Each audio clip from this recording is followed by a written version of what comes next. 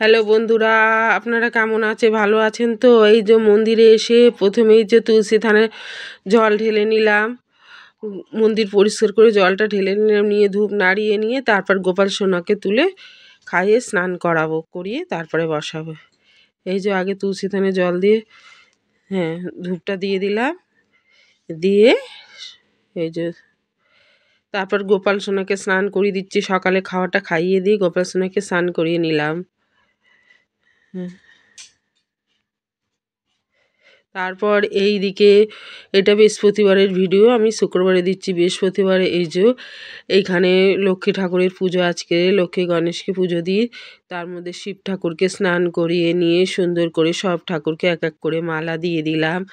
লক্ষ্মী গণেশকে দিলাম, তারা মাকে, তারপরে মা মঙ্গলচণ্ডীকে দিয়ে দিলাম, তারপর মনসা ঠাকুর, বাজরাংবলী সবাইকে এক এক করে মালা দিলাম। তারপর ঠাকুরের সামনে থালা সাজিয়ে দিলাম।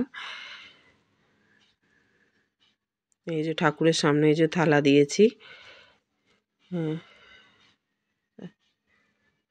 বৃহস্পতি প্রত্যেকটা ঘটের মধ্যে দুব্বা, পান, আমপালো সব দিয়ে সুন্দর করে সাজানো হয়ে গেছে। এবার রাধাকৃষ্ণ দিকে তো গোপাল সোনাকে স্নান করিয়ে সাজিয়ে গুছিয়ে দিয়েছি, দিয়ে তার সামনে থালা বসিয়ে দিলাম, দিয়ে প্রত্যেকটা ঠাকুরকে মালা পরিয়ে দিয়েছি। দিয়ে গৌর নিতাই, তারপর রাধাকৃষ্ণ, তারপরে গোমাতা সবাই সামনে ফুল দিয়ে দিলাম। তারপরে জলসঙ্গের মধ্যে ফুল ও দুব্বা দিলাম।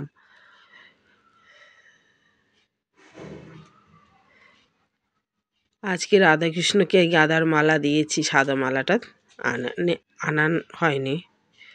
এবার প্রদীপটা জেলে নিলাম, জেলে নিয়ে এবার ধূপটা নাড়া দিয়ে নিলাম, মানে ধূপের আরতি করে নিলাম। গোপাল রাধাকৃষ্ণ এবং এইদিকে লক্ষ্মী গণেশ সব ঠাকুরকে ধূপটা নাড়িয়ে দিলাম। তারপর প্রদীপের আরতিটা করে নিচ্ছি।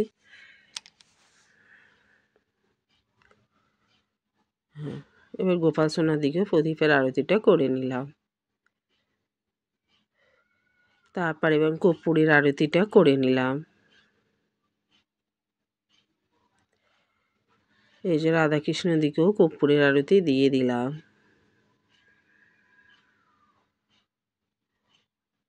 তারপর গোপাল সোনাকে এই যে আরতির মতো করে খাইয়ে দিচ্ছি। ভিডিওটা যদি আপনাদের ভালো লেগে থাকে লাইক কমেন্ট শেয়ার করে দেবেন।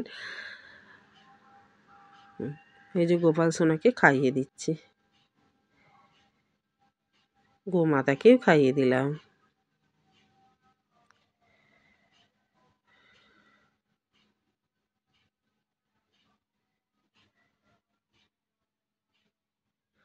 বন্ধুরা টাটা, বাই বাই।